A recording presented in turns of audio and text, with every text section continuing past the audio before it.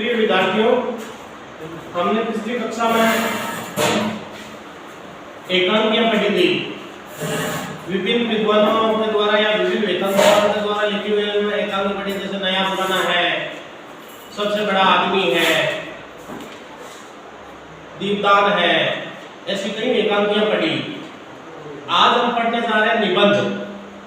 निबंध क्या होता है, निबंध किसे कहते हैं, निबंध की परिभाषा क्या है, निबंध किससे बना है, निबंध का विशेष अर्थ क्या है, इसके बारे में हम अध्ययन करने जा रहे हैं।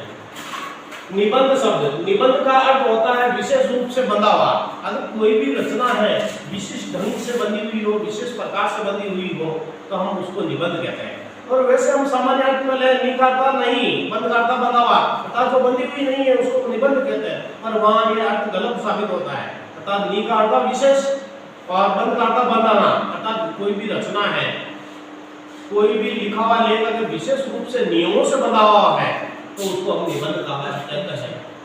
और हम उसको क्या कहते हैं, निबंध कहते हैं। निबंध शब्द निधन बंध से बना है। किससे बना है, निधन बंध से बना है। नि उपसर्ग है और घ प्रत्यय से बना हुआ है, तो प्रत्यय के योग से निबंध शब्द बना है और इसकी उत्पत्ति इसी से नि और घ प्रत्यय से हुई है। अब निबंध क्या होता है, किसको निबंध कहते हैं, और मैंने ये बताया कि कोई भी अगर लेख है और लेख अगर विशिष्ट प्रकार से बना हुआ है, नियमों से बना है, तो हम उसको निबंध कह सकते हैं। तो हम पहले निबंध की जो पूर्व पीठिका है, निबंध के बारे में जो सामान्य जानकारी है, हम उसका अध्ययन करेंगे।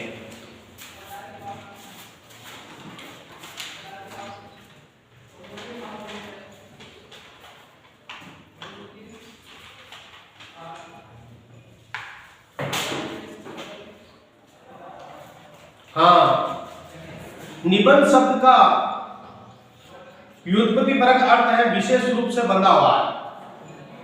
बंध धातु में नि उपसर्ग और घ प्रत्यय से उत्पन्न निबंध का शब्दकोशगत अर्थ है बांधना, कसना। अर्थात शब्दकोश अर्थ अगर निबंध का अर्थ है किसी रचना को बांधते हैं, कसते हैं, या लगाव आदि, आसक्ति, संलग्नता, साहित्यिक रचना, संग्रह ग्रंथ आदि। लेकिन आज निबंध शब्द का प्रयोग अपने मूल अर्थ से भिन्न, आज हम जो निबंध शब्द का अर्थ है अपने मूल अर्थ से भिन्न अर्थ में अंग्रेजों के ऐसे, अंग्रेजों में निबंध को क्या कहते हैं, ऐसे के पर्यायी रूप में होता है। ऐसे का अर्थ है प्रयास, प्रयोग, परीक्षण।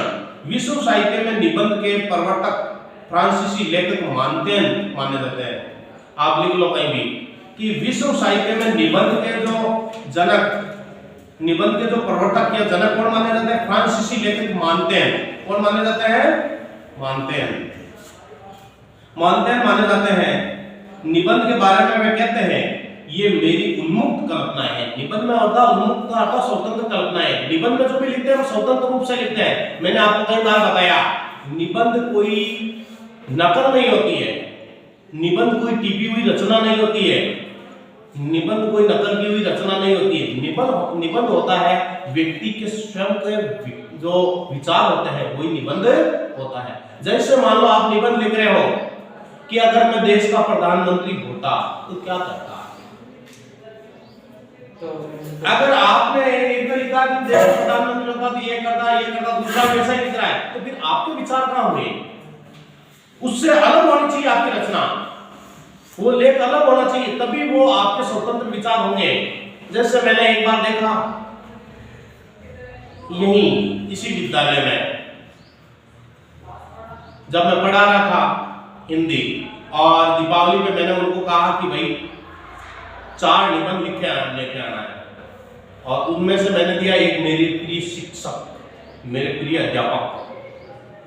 बच्चों ने लिखा, मैंने आपको आगे भी बताया, बच्चों ने लिखा सतीश मेरे प्रिय अध्यापक हैं जो हमें हिंदी बहुत अच्छी पढ़ाते हैं। अब मैं कॉपी चेक कर रहा था, मैंने देखा वापस दीपावली की छुट्टियों से आए बच्चे, मैंने कहा ये सतीश जी का पहले पढ़ा के गए क्या आपको, जो इतने प्रिय, मेरे से भी प्रिय बन गए, फिर मैंने दूसरे के देखा तो वही सतीश जी, तीसरे के देखा तो वही सतीश जी, पूरी लाइनें मिल रही। मैंने कहा एक जगह क्या बैठ के लिखे हो क्या सभी, ऐसे कैसे हो रहा है? फिर कहा कि सर इस, मैंने कहा कहां से लिखा? तो उन्होंने कहा संजीव पासबुक से लिखा है। तो मैंने कहा संजीव वाले वो सतीश जी वो तुम्हारे प्रिय अध्यापक है, तुमने देखा क्या कभी? कि नहीं सर। तुमने उसका आचरण देखा है, उनका जो पढ़ाने का तरीका देखा है? नहीं। तो फिर तुम्हें कैसे पता है कि वो मेरी प्रिय अध्यापक है कि सर उसमें लिखा हुआ है? तो मैंने कहा मूर्खों, तुम्हारे विचार कहाँ गए? जब तक तुम्हारे विचार नहीं तुम उसको निबंध कैसे कह सकते हो? इसीलिए निबंध एक उन्मुक्त रचना होती है, एक स्वतंत्र रचना होती है, मानते हैं। कौन कहते हैं? मानते हैं, फ्रांसीसी लेखक। तो ये मेरी उन्मुक्त कल्पनाएं हैं जिनके द्वारा मैं किसी तथ्य की गन्वेषणा का दावा नहीं करता। गन्वेषणा करता, खोज, छानबीन, गन्वेषणा करता खोज या छानबीन का दावा नहीं कर सकता। केवल अपने आप को खोलकर रख देता हूं। केवल अपने आप को क्या करता हूं? खोलकर रख देता हूं। अर्थात ये कह रहे हैं कि जो मेरी जो कल्पनाएं होती है वो उन्मुक्त होती है, जिनके माध्यम से मैं किसी गन्वेषणा, किसी खोज का दावा नहीं करता हूं। जो मेरी कल्पनाएं होती है उसको सामने रख देता हूं खोलकर। आत्मा अभिव्यक्ति ही मुख्य वस्तु है। आत्मा की अभिव्यक्ति, आत्मा के अंदर जो विचार होता है उसको व्यक्त करना निबंध लेखक का प्रधान गुण यही होना चाहिए। अर्थात जो निबंध लेखन कर रहा है उसका प्रधान गुण यही होना चाहिए कि उसकी आत्मा की अभिव्यक्ति होनी चाहिए। हाँ, आगे लेखक कह रहे हैं कि मैं जिसका चित्रण कर रहा हूं वह मैं ही तो हूं। अर्थात मैं किसका चित्रण कर रहा हूं? अपने आप का तो चित्रण कर रहा हूं, अपने आत्मा की जो अभिव्यक्ति उसी का तो वर्णन कर रहा हूं। मेरा लक्ष्य सर्वथा व्यक्तित्व और घरेलू है। व्यक्ति का अर्थ अपना स्वयं का, और घरेलू यानी अपने से संबंधित, अपने परिवार से संबंधित।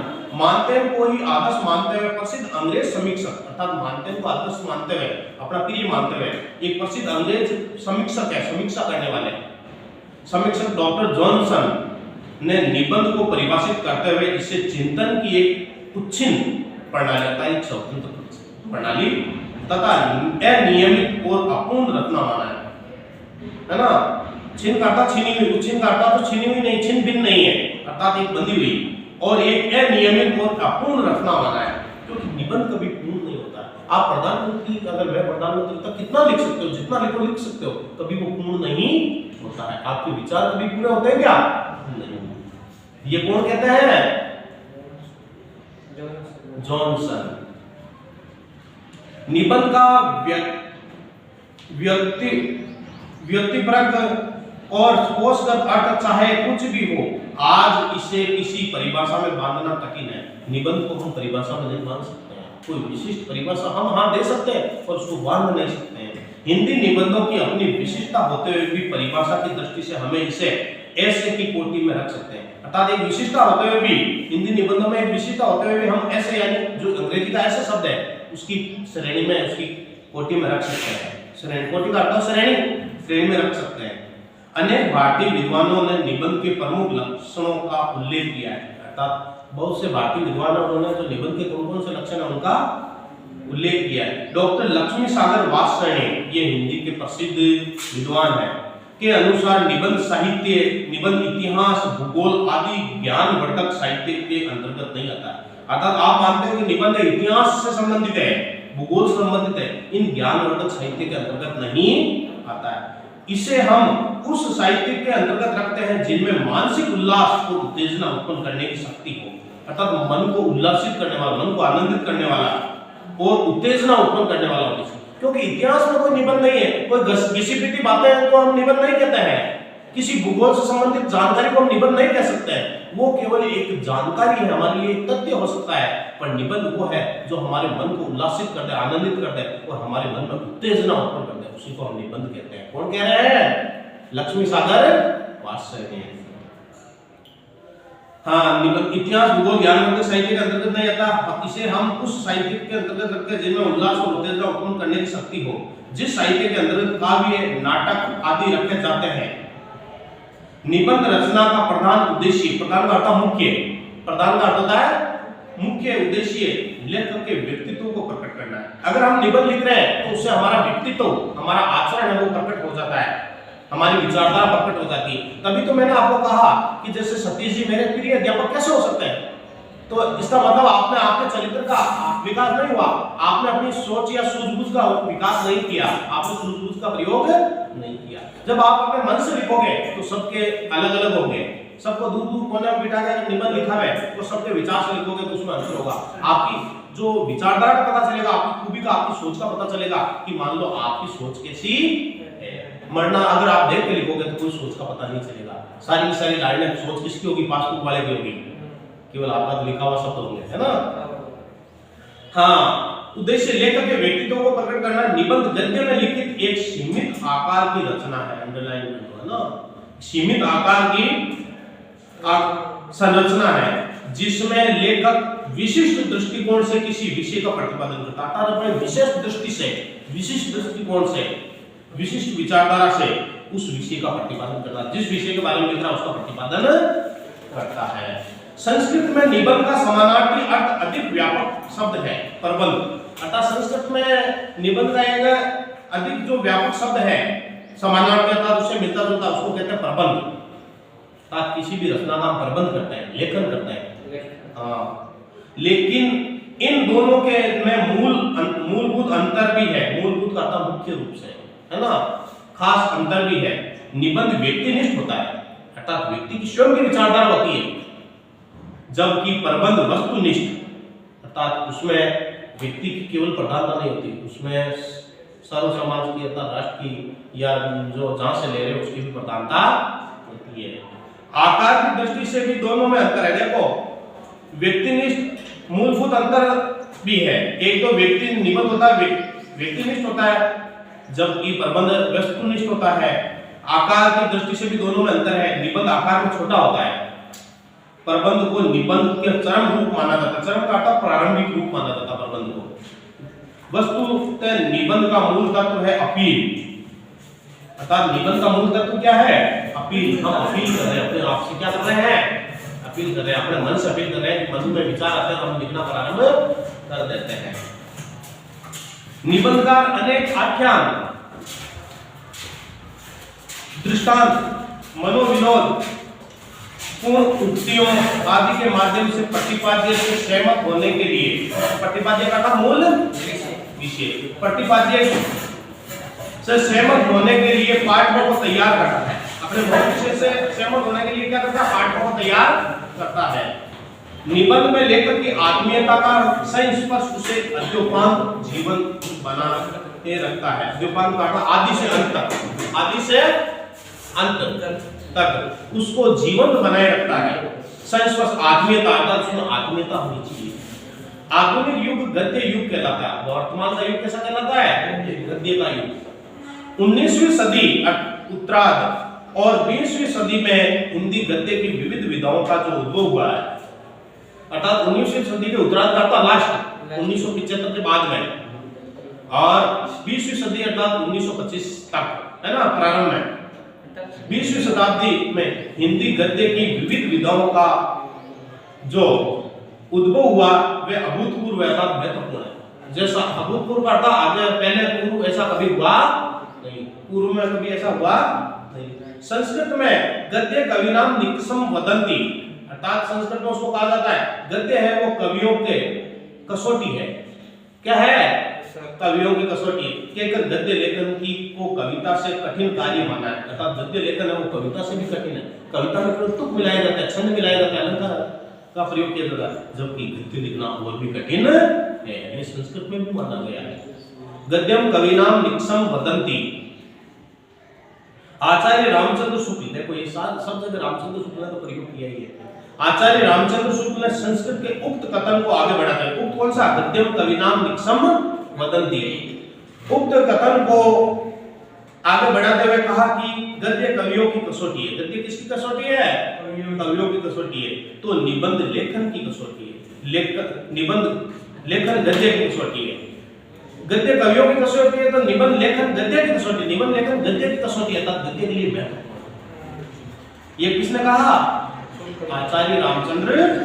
निबंध के बारे में साहित्य कोश, साहित्य कोश एक जो पुस्तक है, साहित्य कोश भाग 1 में डॉक्टर ब्रजेश्वर वर्मा कहते हैं, ब्रजेश्वर वर्मा कहते हैं निबंध लेखक एक ऐसे पथ का अनुसरण करते हैं, एक ऐसे मार्ग का अनुसरण, निबंध लेखक होता है वो एक ऐसे मार्ग का अनुसरण करते हैं, ऐसे रास्ते का अनुसरण करते हैं या ऐसे रास्ते पर चलते हैं जो किसी का जाना समझा नहीं है। निबंध ऐसा, तो निबंध का ऐसा मार्ग है जो कोई न तो वहां पहले गया न कोई जा सकता है, और जाता जो स्वयं जाता है, स्वयं व्यक्ति स्वयं जाता है, तो किसी का जाना समझा नहीं है, उसे अपनी भाषा की शक्ति से प्रमाणित करना पड़ता है। और जो व्यक्ति उस रास्ते पर चलता है तो उसको स्वयं को भाषा चुनना पड़ता है, उसके माध्यम से उसको प्रमाणित करना पड़ता है। तभी तो मैंने कहा कि आप किसी की कही हुई बात को निबंध नहीं करोगे, आपके विचार होंगे तभी निबंध होंगे, और आपके विचार आपके अलग ही होंगे, अर्थात उस मार्ग पे आप ही चल सकते हो, दूसरा व्यक्ति नहीं चल सकता। दूसरा चलेगा, दूसरा उसका अलग मार्ग होगा, कभी भी विचार नहीं मिलते हैं, कभी भी एक विचार नहीं हो सकते हैं, हो सकते हैं क्या? अब आपको दोनों कोड़े मिटा दिया कि आप लिखो अपना विचार, आप लिखो अपना विचार, कभी भी एक नहीं हो सकते हैं, हो सकते हैं क्या? वो क्या सोच रहा है, क्या सोचकर लिख रहा है, आप क्या सोच कर लिख रहे हो? हाँ, प्रमाणित करना पड़ता है कि ये अनजाना पथ उसके लिए सर्वथा परिचित और अपना है, और उसको ये जो पथ है वो अनजाना है और वो सर्वथा उसके लिए, सर्वथा हमेशा उसके लिए परिचित और अपना है। निबंध और ललित निबंध। ललित का अर्थ सुंदर, एक तो निबंध होता है और एक ललित निबंध, सुंदर सुंदर निबंध होते हैं। ललित और निबंध, ललित निबंध पाश्चात्य विद्वान आर सेल्स और सी.एच. क्लॉस ने अपनी प्रसिद्ध पुस्तक एलिमेंट्स ऑफ द एस है। ये निबंध और ललित निबंध किसने किस पुस्तक में लिखे हैं? पाश्चात्य विद्वान सेल्स और सी.एच. क्लॉस ने अपनी प्रसिद्ध पुस्तक एलिमेंट्स ऑफ द एस है में संकलित की विभिन्न विधाओं, अर्थात उसको संकलित करने की विभिन्न विधाओं के सोपानों में निबंध का स्थान सबसे पहले मानते हुए इस प्रकार स्पष्ट किया है। निबंध पहले महत्वपूर्ण होता है, निबंध, उसके बाद में कथा, उसके बाद में नाटक, उसके बाद में कविता। अर्थात सबसे हीन किसको माना गया है? कविता। अर्थात सबसे श्रेष्ठ किसको माना गया है? निबंध। सबसे श्रेष्ठ निबंध है उनकी दृष्टि में। जो सेल्स है, सी.एच. क्लॉस है, इन्होंने अपने पुस्तक में लिखा कि सबसे श्रेष्ठ निबंध है, फिर उसके बाद में कमतर है वो कथा है, फिर उससे कमतर है वो नाटक है, फिर कमतर है कविता है। उक्त सोपान, सोपान का अर्थ है जो बढ़ते हुए क्रम या घटते हुए क्रम, एक सोपान एक क्रम है। उक्त सोपान क्रम में प्रथम स्थान पर होने के कारण अन्य विधाओं की अपेक्षा निबंध विशेष रूप से महत्वपूर्ण, अर्थात प्रथम स्थान पर होने के कारण निबंध सभी रचनाओं में विशेष रूप से महत्वपूर्ण है। एक और तो निबंध साहित्यतर, साहित्य से इतर, साहित्य से अलग उपयोगी साहित्य रचनाओं से जुड़ा हुआ है। दूसरी ओर वे साहित्यिक ललित साहित्य की रचनाओं की परिधि में प्रवेश करता है। ललित का सुंदर साहित्य, अन्य शब्दों में निबंध साहित्य तथा साहित्यतर के संक्रमण बिंदु पर स्थित है, अर्थात साहित्य तथा साहित्यतर, साहित्य और साहित्य से इतर संक्रमण बिंदु, संक्रमण का अर्थात जहां एक बिंदु समाप्त होता है दूसरा शुरू होता है, उसके बीच में स्थित है, उसके मध्य में स्थित है। निबंध की इस प्रकृति को औपचारिकता अनौपचारिकता के अंतर की सहायता से समझा जा सकता है। औपचारिकता के अंतर्गत वस्तुनिष्ठता और बौद्धिकता प्रधान रचनाएं, बौद्धिकता प्रधान रचनाएं आती है, अंडरलाइन कर लेना। औपचारिकता के अंतर्गत वस्तुनिष्ठ और बौद्धिकता प्रधान रचनाएं आती है, यथा जीवनीपरक, जैसे जीवनीपरक रचनाएं हैं, ऐतिहासिक रचनाएं हैं, वैज्ञानिक विवेचना से संबंधित रचनाएं, समीक्षात्मक रचनाएं हैं आदि। प्रबंध, प्रबंध में इन्हीं का रूप दिखाई देता है, अर्थात औपचारिकता का रूप भी प्रबंध में दिखाई देता है। इसके विपरीत अनौपचारिकता के अंतर्गत आने वाली रचनाओं में व्यक्तिनिष्ठता, अर्थात जो व्यक्तिनिष्ठ जैसे निबंध, व्यक्तिनिष्ठता तथा सृजनात्मक अनुभूति, सृजनात्मकता का निर्माण की, सृजनात्मकता का अर्थ होता है, देखो सृजनात्मक शब्द शुद्ध दे रखा है ना, सृजनात्मक अनुभूति की विशेषता पाई जाती है। यह यथा संस्मरण, रेखाचित्र, ललित रचना आदि ये अनौपचारिकता में आती है, जबकि जीवनीपरक है, ऐतिहासिक है, वैज्ञानिक है, ये आती है किसमें आती है? औपचारिकता में। अनौपचारिकता का चरम रूप ललित रचना में दिखाई देता है। ललित का अर्थ जो ललित निबंध है उसमें दिखाई देता है। जोसेफ टी शिप्ले संपादित डिक्शनरी ऑफ वर्ल्ड लिटरेचर में निबंध के उपयुक्त स्वरूप को इस प्रकार समझाया गया, अर्थात जोसेफ कि शिल्पे ने अपनी जो पुस्तक है डिक्शनरी ऑफ वर्ल्ड लिटरेचर में इस प्रकार उन्होंने निबंध को समझाया है, जैसे औपचारिक निबंध और अनौपचारिक निबंध। औपचारिकता में वस्तुनिष्ठा और बौद्धिकता, वो हमने पहले ही पढ़ लिया। इधर अनौपचारिकता में व्यक्तिनिष्ठा, सृजनात्मकता, अनुभूति।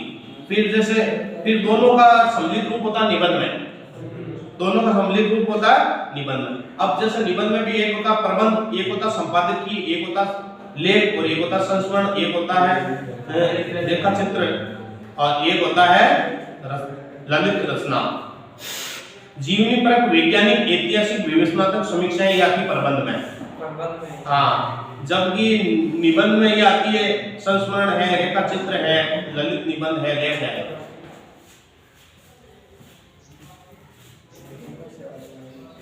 जो निबंध विषय वस्तु का तथ्यात्मक विश्लेषण करते हैं वे औपचारिक हैं और शास्त्रीय अथवा वैज्ञानिक निबंध की कोटि में आते हैं।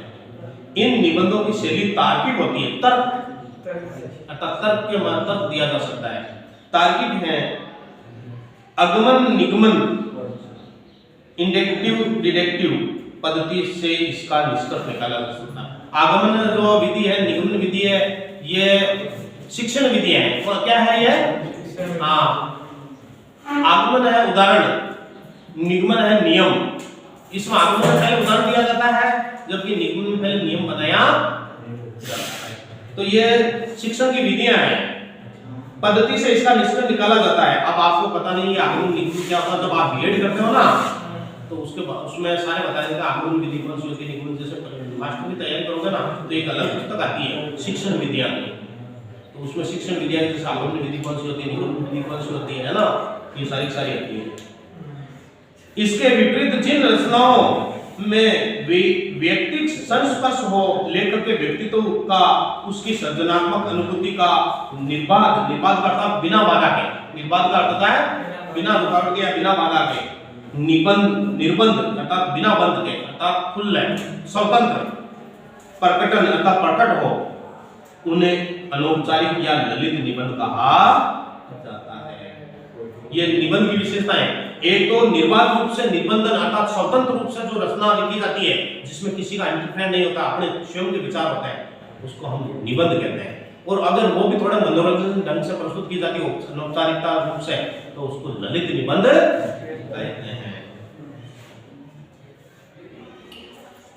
प्रस्तुत संकलन में जिन रचनाओं को संग्रहित किया गया है अर्थात इकट्ठा किया गया है, वे इसी कोटि में आती है, इसी श्रेणी में आती है। अर्थात हमारे जो निबंध हम पढ़ने जा रहे हैं वो इसी श्रेणी में आती है, ललित निबंधों में। उन्हें व्यक्तिक निबंध, व्यक्तित्व प्रधान निबंध, व्यक्ति व्यंजक निबंध, निर्बंध निबंध, ललित निबंध आदि अनेक नामों से अभिहित किया जा सकता है। चाहे उसको ललित निबंध कहो, चाहे निर्बंध निबंध कहो, चाहे व्यक्ति व्यंजक निबंध कहो, चाहे प्रधान निबंध कहो, चाहे व्यक्ति प्रधान निबंध कहो, चाहे व्यक्तिक निबंध कहो, ये सारे एक ही नाम है, सारे एक ही नाम है। बस इतना ही पढ़ेगा। क्या आप क्या देख रहे हो, क्या पढ़ रहे हो?